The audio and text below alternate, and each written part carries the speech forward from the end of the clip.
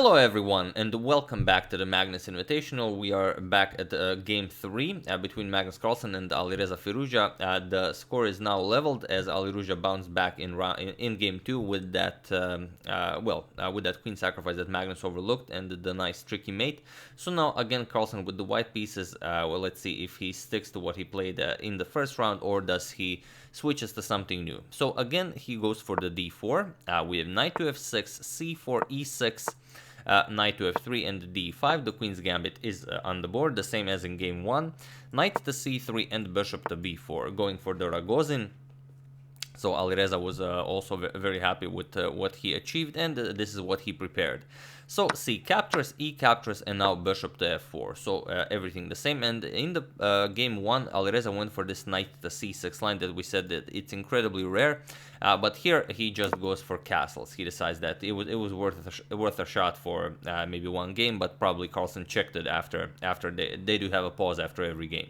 So he switches it up with castles, e3, we have bishop to f5, and now queen to b3, putting pressure on the bishop here. Also, if you move it, you might lose the b7 pawn. So knight to c6 defending.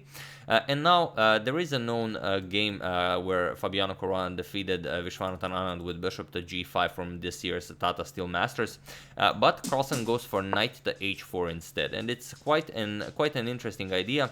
You either force the bishop to g6, where black will lose the bishop pair, or bishop to e6, which Alireza played, and then you get bishop to d3 without trading light square bishop, so you get a nice light square bishop on d3. So very useful. We have a5 by Alireza, and now comes castles by Magnus. We have knight to h5 going after the dark square bishop, and here bishop to g3. We have knight captures, h captures, and just bishop back to e7, forcing the knight back, and knight to f3. So Alireza does have the bishop pair. Let's see what Carlsen makes of it. We have knight to b4, goes after the bishop here, and now not bishop to b1, but rather bishop to e2. As he's expecting, of course, that the queen will be under attack. So c5, we have a3, and now c4, pushing the queen further back, and now queen to d1.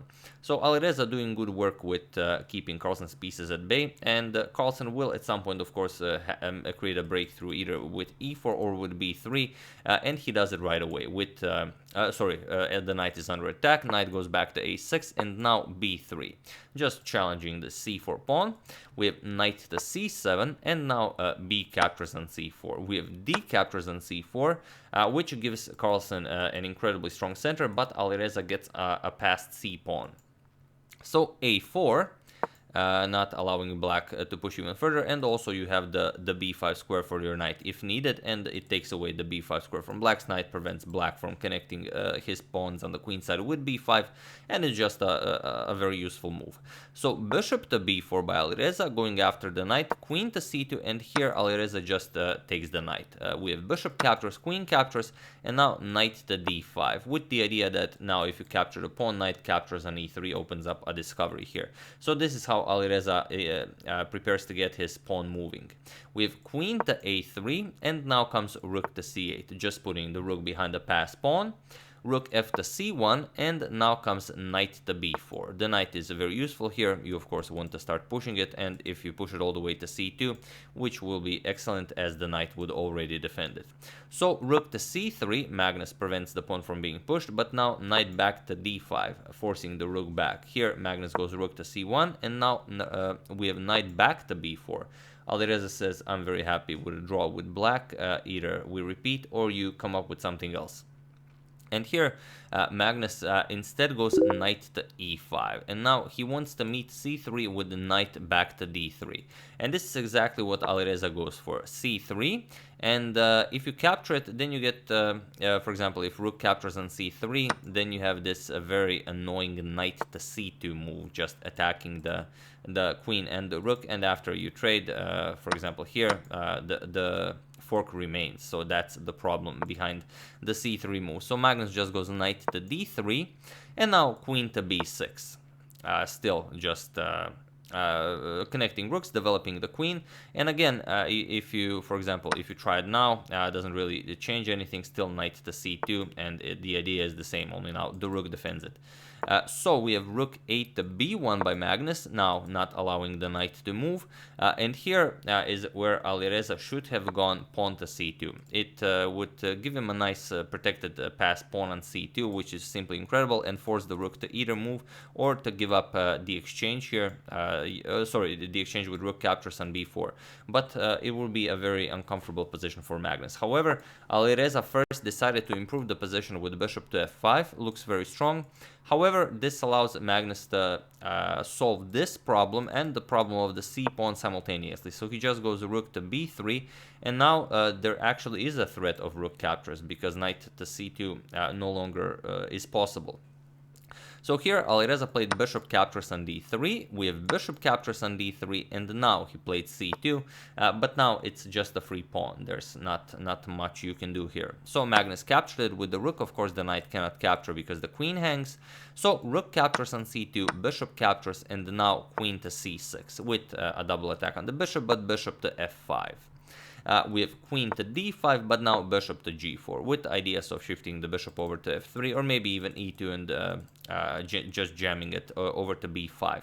And now Alireza is stuck playing this endgame, a knight against the bishop being a pawn down. So knight to c2, attacking the queen, queen back to b2, now attacking the pawn here, and now Alireza blocks it once again. You cannot give up the b7 pawn. Rook to c3. Just getting the rook to a nice open file, and b6 now. We have bishop to e2, preparing to bring the bishop over to b5, and now comes, or maybe just hoping for f5, and maybe Alireza blunders the queen, however hardly. And here we have queen to f5. Now just a very nice active square for the queen, also prevents some expansion with e4. We have rook back to c1. And now comes g6, making some breathing room for the queen, for the king before you bring the rook into the game. And bishop to b5 now, taking care of the a4 pawn, and now it's just a very solid position. You want to bring your queen to the center of the board and then slowly but surely start pushing your pawns. So rook to c8, challenging the rook, but Magnus is more than happy to trade. We have rook captures with check, queen captures, and now queen to d2, ready to start pushing those pawns. So queen to f5 for the moment, preventing it, but now f3. The king is now also coming to help out with the pushing of the pawns. Queen g5, not allowing the push as the queen would hang. So king f2, and now knight to d5. But queen d3, and now preparing e4. We have h5 by Firouzja, and now e4, attacking the knight, knight b4, and now queen to e3. Of course, Magnus is very happy to trade queens. He does have a passed d pawn. So queen to f6, blocking, not blocking, but just avoiding the queen trade, and now queen to c3. We have king to h7, and now f4. So now even better as e5 and d5 are coming. So queen to e6, going after the pawn here, and here Magnus has to decide what to do. d5 is actually a very nice resource here, because after captures d6 is coming, you don't have anything here with black. d7 will be protected. Another reason why the bishop on b5 is very useful. You will just have a protected pass pawn here.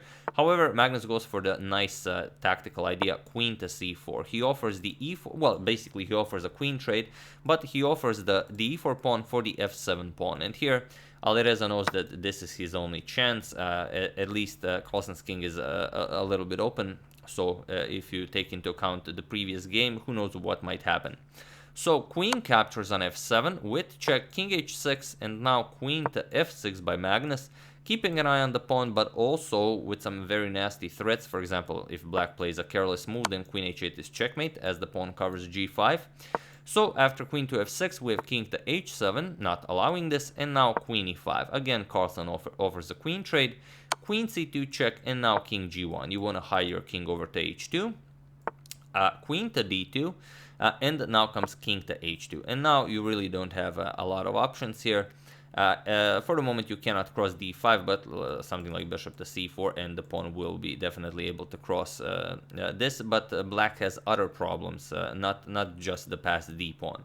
So knight to c2, going after the pawn, but now Magnus just nicely finishes it with queen to e7 check. We have king to h6, queen to f8 check, king to h7, and now, of course, you might even pause the video while I give you a few seconds to find the finishing touch here. to win the game with white. So for those of you who were able to do it, congratulations on spotting the mating pattern, and for those of you who just want to enjoy the show, it's bishop to c4. And after Magnus played this, it was in this position on move 58 that Alireza Firouzja resigned the game, and third game goes to Magnus, which means the result is now 2-1 in Carlsen's favor. And here, of course, he resigns because whatever you do doesn't really matter. Runs into bishop g8 check, you have to go here, and now this mating pattern, which if you don't know, you should remember it, as it you'd be surprised how often you will have it in your own games. A discovered check, forcing king to h7, now queen g8 check, king has to go here. And finishing with queen to g6 checkmate.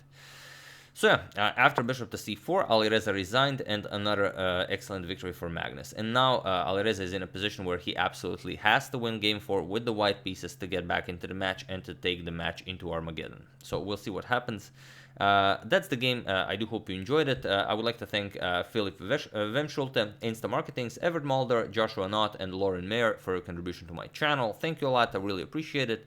As usual, you can check 2 of my previous videos here. Thank you all for watching, and I will see you soon, continuing the coverage of the Magnus Invitational. So thank you all. I will see you soon, and have an excellent rest of your day.